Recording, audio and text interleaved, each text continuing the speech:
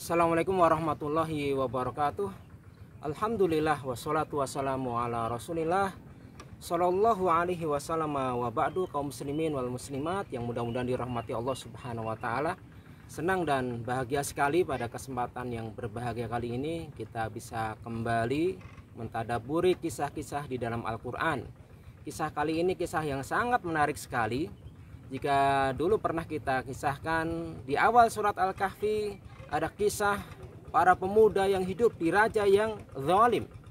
Nah, di akhir surat Al-Kahfi ada kisah raja yang sangat adil, yaitu Dzulqarnain. Siapakah dia? Dan bagaimana kisahnya?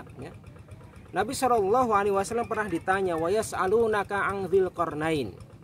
Dan mereka bertanya, ada yang mengatakan ini orang kafir Quraisy setelah mendengar kabar dari orang Yahudi tentang kisah Dzulqarnain Qul sa'atlu alaikum minhu dzikra. Aku akan jelaskan minhu darinya, tidak semuanya, sebagian saja tentang kisah Dzulqarnain. Dinamakan Dzulqarnain ini bukan Alexander Agung beda.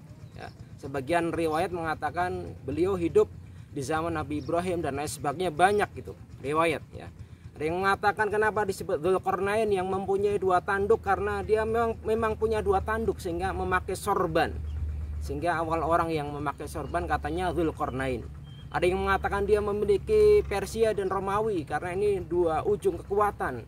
Ala kulli hal ini adalah raja yang sangat adil. Kekuasaannya meliputi barat dan timur. Inna makanna lahu fil ardi, diberikan kekuasaan di muka bumi. Kalau kita kaitkan di awal surat Al-Kahfi kan rajanya zalim, yang di akhir ini ditutup dengan raja yang adil namanya Dzulqarnain. Kemudian beliau berdakwah dengan kekuasaannya, dengan kekuatannya, dengan tentaranya yang sangat banyak sekali, dan diberikan sebab-sebab untuk menguasai itu semuanya, tentaranya banyak sekali. Sampai di Maghrib Syamsi tempat matahari tenggelam di bagian barat sampai timur, ketemu dengan kaum-kaum yang banyak di situ, digunakan semuanya untuk menyebarkan tauhid agama Allah Subhanahu wa taala. Beginilah ketika Allah berikan keimanan dan bergabung dengan kekuatan maka dakwah itu akan menyebar dengan sangat luar biasa sekali. Teman-teman bisa baca di surat Al-Kahfi. Dan yang menarik dari kisah ini sampailah Dzulqarnain di satu tempat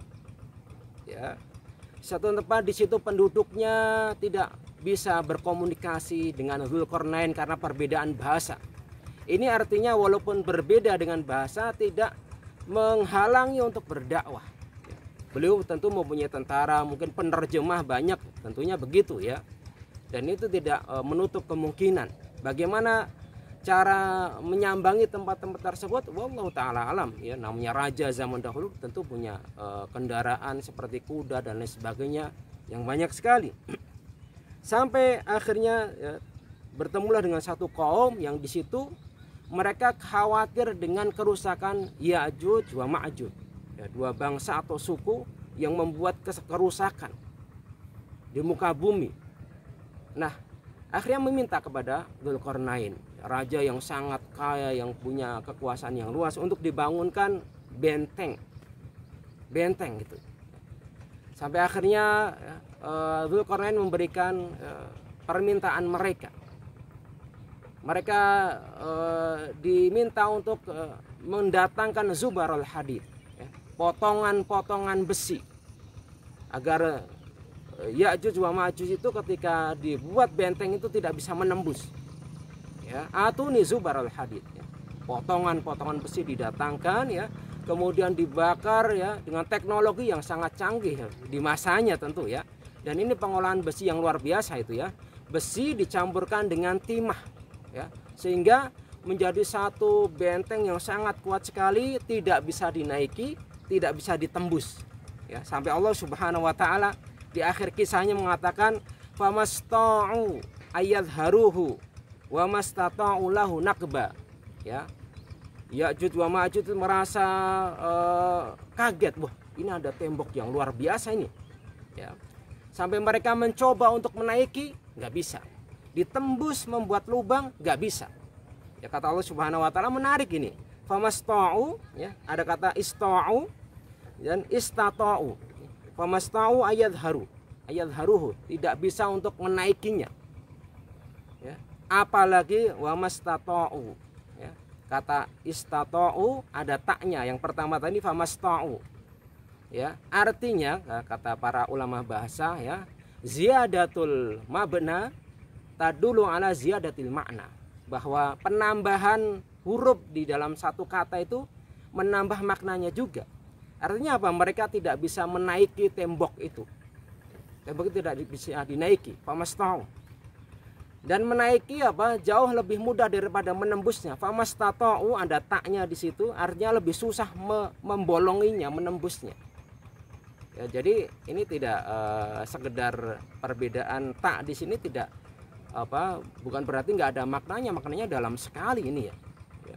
Mereka untuk menembusnya sungguh sangat lebih sulit daripada menaikinya.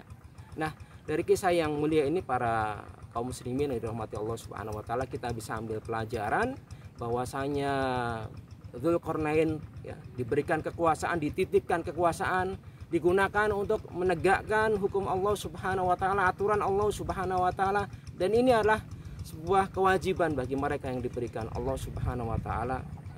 Berbagai macam kenikmatan ini, karena semua itu akan ditanya, ya.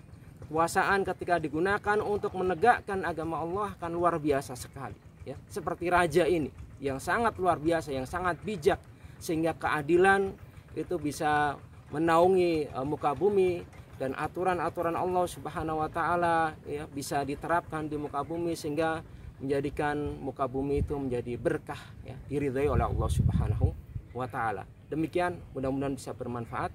Assalamualaikum warahmatullahi wabarakatuh.